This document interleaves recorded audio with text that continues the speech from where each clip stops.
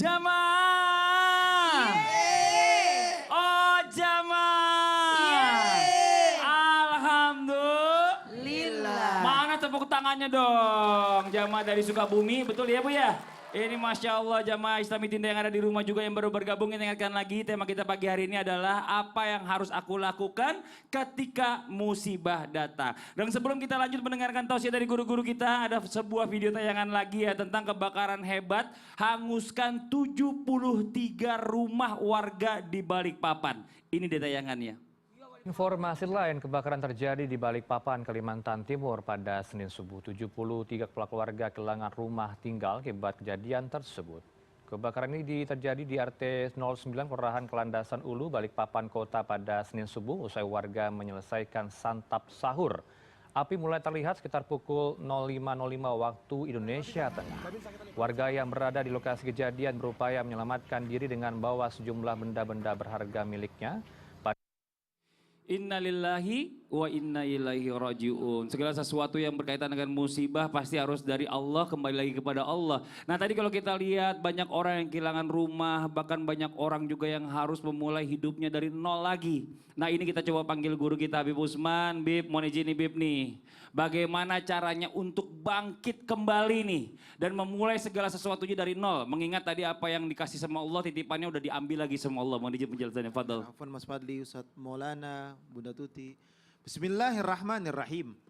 Allahumma salli ala Sayyidina Muhammad wa ala ali Sayyidina Muhammad. Kalimat awal yang kita harus pahami adalah kalimat yang disampaikan tadi Mas Fadli. Inna lillahi wa inna ilaihi raji'un. Segala sesuatu yang di muka bumi ini akan kembali kepada Allah dan semua adalah milik Allah. Lillahi ma fis samawati wa ma fil ard. Langit dan bumi adalah kepunyaan Allah. Apapun yang ada di dalamnya, apapun yang ada di dalamnya, isinya, bentuknya, semua adalah milik Allah dan akan kembali kepada Allah. Ketika seorang hamba mendapatkan musibah besar, kehilangan hartanya, kehilangan rumahnya, kehilangan bendanya, kehilangan pakaiannya, bahkan kehilangan anaknya ataupun istrinya ataupun keluarganya ataupun orang tuanya, dan semua itu adalah milik Allah, bukan milik makhluk, bukan milik kita. Tubuh yang kita miliki itu bukan milik kita. Kita nggak tahu kapannya tumbuh, rambut tumbuh aja kita nggak tahu, ya kan? Ibu tahu gak kuku kapan tumbuhnya? Nggak tahu, karena bukan milik kita. Coba kalau misalkan dilihat dompet yang ada dipegang di bawah nih sekarang, tahu gak isinya berapa? Tahu lah, hilang 100.000 juga tahu. Karena apa? Karena itu milik kita. TV yang di rumah yang biasa kita taruh, kita simpan, atau kita ada di rumah nih, kalau misalkan hilang kita tahu, karena milik kita. Geser sedikit tempatnya kita tahu, karena milik kita. Ketika segala sesuatu yang ada pada diri kita diambil sama Allah, karena harta benda juga titipan. Kalau Allah mau cabut, Allah ambil, Allah angkat, bisa kapanpun. Kalian hari ini kaya raya, kalian hari ini mempunyai harta banyak. Tapi ingat, kalau kalian memiliki harta tapi tidak beribadah kepada Allah Subhanahu wa taala, tidak mendekatkan diri kepada Allah, suatu saat Allah ambil. Walaupun kita mendekatkan diri kepada Allah, bisa diambil juga sama Allah. Karena bentuk ujian, cobaan ataupun musibah yang Allah taala berikan. Bagaimana caranya biar kita kembali bangkit lagi ketika kita kehilangan semua harta yang kita miliki? Yang pertama, dekatkan diri kita kepada Allah. Sujudlah kepada Allah Subhanahu wa taala, minta ampunanlah kepada Allah Subhanahu wa taala.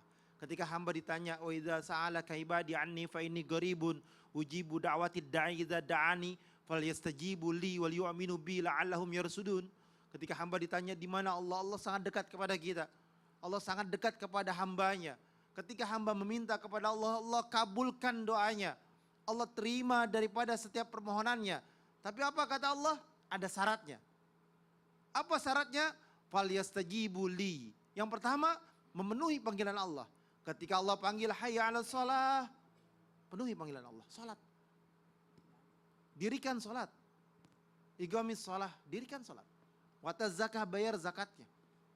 Kerjakan apa yang Allah perintahkan. Wal yastajibu li, menjawab daripada perintah-perintahnya Allah, jalankan. Kalau mau dikabulkan doanya. Syaratnya cuma dua. Pertama apa? Fal yastajibu li. Yang kedua, wal yu'minu bi, beriman kepada Allah, percaya kepada Allah, yakin kepada Allah. Segala sesuatu yang ada di muka bumi ini milik Allah dan akan kembali kepada Allah, dan meminta kepada Allah dan berharap dikabulkan apa yang kita minta. Dan berharap semuanya ketika dikabulkan sama Allah mendatangkan kebaikan, keberkahan. Bukan harta yang buruk, bukan harta yang akan menghancurkan, bukan apapun yang kita minta yang bakalan menghancurkan. Tapi di dalamnya penuh dengan berkah, penuh dengan ridhonya Allah, penuh dengan kebaikan. Karena apa? Karena kita sebagai hamba Allah, ketika kita sebagai makhluk Allah meminta hanya kepada Allah, memohon hanya kepada Allah dan berharap kepada Allah, dikasihlah segala sesuatunya dengan ridhonya Allah. Ya Allah, boleh jadi buat saya ini baik, belum tentu baik karena Allah. Kalau Allah bilang ini baik, insya Allah baik. Boleh jadi kita paksakan, ya Allah saya pengen ini. Masya Allah. Boleh jadi itu buruk. Gak bagi bagus buat kita. Tapi kita maksain, ya kan? Akhirnya Bahaya, Kak. malah bahaya buat kita. Jadi ketika berdoa, ya Allah, ketika engkau berikan yang terbaik menurutmu dan kehendakmu, saya ikut ya Allah. Masya Boleh jadi Allah. buruk buat kita, tapi faktanya adalah baik buat kita. Masya Allah. Terima kasih banyak Habib. Jazakallah khairan kasiran. Tepuk tangan buat Habib Usman. Oke nih sekarang kita masuk ke segmen tanya jawab ya. Nanti kita kasih kesempatan jamaah yang di studio untuk bertanya langsung sama guru-guru kita. Tapi sebelumnya kita masuk dulu ke segmen Tanya Dong Ustadz. Kami semua tanya dong Ustaz. Oke, yang mau bertanya boleh silakan angkat tangannya, ayo. Mana? Oh, bapak-bapak dulu nih, ya. Minoritas dulu. Minoritas. Iya. Bismillahirrahmanirrahim. Assalamualaikum warahmatullahi wabarakatuh. Waalaikumsalam warahmatullahi wabarakatuh. Perkenalkan nama saya Habibi dari Majelis Taklim Wanita Syarikat Islam Indonesia Kabupaten Sukabumi. Masya Allah, tepuk tangan dong. Dari Sukabumi, Sukabumi. Kabupaten syarikat apa? Sukabumi. Dari mana? Wanita Syarikat Islam Indonesia. Wanita syarikat. Iya. Bukannya bapak-bapak. Bukan ini mewakili. Mewakili Ya saya, Allah, Ustaz. ya Robbi. Tanya dong Ustadz. Boleh. Mohon izin saya mau tanya kepada Ustadz Maulana. Iya. Pas kedua berdiri. Ustadz, Ya. apa benar dalam menghadapi musibah itu harus dengan iman? Ah. Dan iman seseorang itu akan dilihat kuat tidaknya dalam menghadapi iman tersebut, musibah tersebut. Mohon penjelasannya Ustadz. Terima Iya. kasih. Assalamualaikum warahmatullahi wabarakatuh. Waalaikumsalam warahmatullahi wabarakatuh. Pak salaman dulu dong Pak habis nanya. Iya. Makasih banyak, tepuk tangan dong buat Bapak sekali lagi, Masya Allah. Kenapa cemberut? Orang ajakin salaman cemberut. Soalnya tadi waktu duduk begini dia. Jamaah. Yeay. Satu hal buat kita. Pertanyaan dari Pak Ustadz. Bilang nih Ustadz. Kelihatan cara ngomongnya. Walaupun dia adalah perwakilan wanita. Ketahuilah. Sikapi ujian ini dengan keimanan. 1, 2, 3. Keimanan. Kalau hubungan kita kepada Allah, maka keimanan itu harusnya yakin. Tapi kalau dihubungkan kepada sesama manusia, maka keimanan itu memberi keamanan. Ulangi, kalau hubungannya kepada Allah apa? Yakin. Kalau kita diuji, yakin Allah baik. Yakin Allah tidak mungkin menzalimi kita. Yakin semua ada hikmahnya. Yakin, keyakinan. Tapi kalau hubungannya kepada sesama manusia, maka dicamkan ini. Orang beriman memberi keamanan. Tidak akan mungkin ada orang beriman menyakiti orang. Ketika orang diuji, bagi orang beriman tidak mungkin menyalahkan orang. Gara-gara Padli, gara-gara ini, gara-gara ini. Tidak boleh menyalahkan. Karena kita harus memberi keamanan kepada orang. Kalau tadi memang gara-gara dia. Masa? Orang udah mau aman. Baru kali ini ada orang nanya salah aman. Ya, coba, tar dulu, tongkatnya saya pegangin. Ya. Coba cium tangannya. Nah, asem enggak? Kalau asem berarti benar. Bercanda. Tadi dimasukin. Ya. Makasih banyak Ustadz Maulana, Masya Allah, Jazakallah. Tepuk tangan dong buat Ustadz Bercanda, Maulana. Satu lagi jamaah yang mau nanya boleh silakan angkat tangannya, ayo. Satu lagi dari sini nih lagi ya. Nanti Ibu sebelah sana gantian ya Bu. Silakan Ibu. Ibu dari Tadi senyum-senyum. Iya, emang senang jadi tersenyum. Bismillahirrahmanirrahim. Assalamualaikum warahmatullahi wabarakatuh. Waalaikumsalam warahmatullahi wabarakatuh. Banyak sekali musibah yang terjadi. Nama dulu. Perkenalkan nama iya. dulu. Ibu mau Langsung. cerita aja. Ibunya tukang curhat Iya, kayaknya. curhat-curhat. Iya. Jadi ada banyak Nama, musibah nama yang itu. langsung. Namanya siapa? Namanya siapa? Perkenalkan, Iya. nama saya Ike Kusweti. Oh, Ike Kusweti. Maaf duduk, Iya. gak dipanggil. Ya. Silakan Ibu Ike. Ya, dari Majelis Taklim Wanita Syarikat Islam Indonesia Kabupaten Sukabumi. Masya Allah, tepuk tangan dong. Tepuk Silakan tangan Ibu dulu. Ike. Mohon tanya dong Ustadz, mohon izin saya mau bertanya untuk Ustazah Tuti. Iya, Oh, oke baik. boleh. Masya Allah.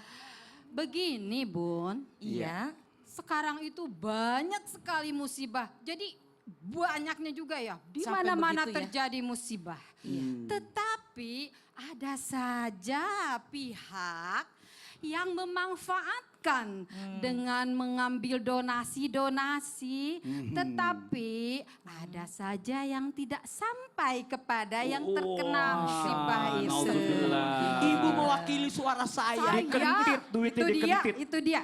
Makanya saya mohon penjelasan kalau begitu bagaimana Iya. Bu Ustadz. Baik. Itu aja Terima Ibu Ike. kasih. Sama-sama. Wassalamualaikum warahmatullahi wabarakatuh. Waalaikumsalam warahmatullahi wabarakatuh. Tepuk tangan buat Ibu Ike yang masih Masya kecilnya Allah. suka baca puisi kayaknya Iya. dulu ya. Silakan Bunda dijawab. Baik, terima kasih Izin. pertanyaannya Ibu Ike, subhanallah ya, ekspresi sekali ya. Ya Allah, padahal pertanyaannya masih sedikit ya. Mudah-mudahan Ibu Ike selalu sehat ya. Amin. Subhanallah, apabila ada hal seperti ini terjadi. Lihat hadis Nabi mengatakan tanda orang munafik ada berapa ya? 3. Bila berkata dia bohong. Bila diamanati dia khianat. Bila berjanji dia ingkar. Kalau dalam musibah ternyata ada kesempatan mencari sela-sela untuk mengkhianati orang-orang yang telah memberikan amanah, itu adalah dosa besar. Kenapa? Orang itu ketika melihat saudara-saudaranya terkena musibah pasti ingin menolong. Karena di mana ada musibah di situ ada hikmahnya. Ketika kita melihat saudara kita terjadi longsor, terjadi banjir atau terjadi malapetaka bencana apapun, kita sebagai orang yang memiliki hati nurani dan dari Al-Quran, dari Al-Hadis Rasulullah SAW, kita diwajibkan atau diperintahkan untuk saling tolong menolong. Nah, ketika kita niat untuk menolong, kan biasanya suka ada sebagai koordinator, betul? Nah, jangan sampai ini menjadi pengkhianat. Hati-hati ini. Kenapa? Orang yang sudah niat untuk menyumbang, untuk menolong, itu betul-betul dari hati. Tapi bagaimana untuk menyampaikannya? Pertama, dari sini misalkan terjadi di wilayah A gempa, di wilayah B misalkan terjadi longsor atau banjir. Kita untuk datang ke lokasi itu impossible, tidak mungkin. Lalu ada yang menawarkan, bagaimana yuk kita kumpulkan dana. Yuk kita saling menolong. Nah, ketika sudah terkumpul, kewajiban orang yang mengumpulkan dana itu harus segera menyalurkan. Kenapa? Orang yang terkena musibah sangat butuh pertolongan. Dan kedua, orang yang ingin menyumbang, ingin menolong, itu ingin segera pertolongannya disampaikan. Dan kalau terjadi pengkhianatan, wah itu berarti orang munafik. Orang munafik itu akan ditempatkan nanti di bawah neraka. Na'udzubillahimin dzalik. Ibu pernah menyumbang? Pernah atau sering? Alhamdulillah. Kita semuanya saling tolong menolong ya. Tetapi di sini nih, jangan sampai ada kesempatan dalam kesempitan. Mumpung nih ada musibah di sini, beramai-ramai, ayo kumpulkan dana, ayo kumpulkan dana. Kalau terjadi seperti itu bisa jadi nanti kepercayaan jamaah akan hilang. Nauzubillah. Dan tanpa sadar dia udah Ya. makan baranya api neraka. Betul. Di Nauzubillah min perutnya dzalik. nanti tidak berkah juga. Nauzubillah. Nauzubillah Makasih min banyak dzalik. Bunda. Sama-sama, Mas Tepuk tangan Fadli. dong buat Bunda Tuti. Makasih Ibu Ike pertanyaannya.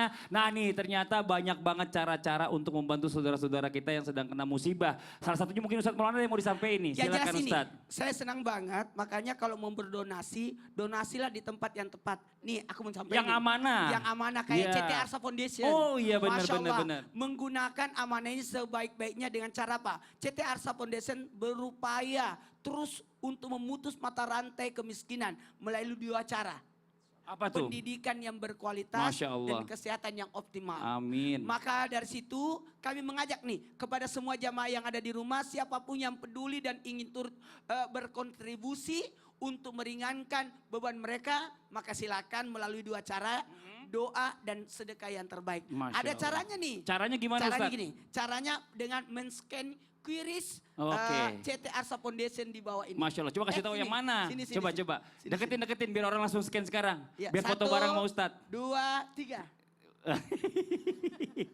Ini yang di scan yang atas, yang bawah jamaah ya. Yang Oke. ini. Iya. Ya. Oke, kayak udah scan, makasih banyak ya buat jamaah Udah ya. hilang. Benar-benar bermanfaat. Makasih banyak juga Ustadz Ya. Maulana. Yang di rumah jangan kemana-mana dulu. Setelah ini kita lanjut lagi membahas tema kita pagi hari ini ya. Tetap di Islam itu Indah. Jamaah. Oh jamaah.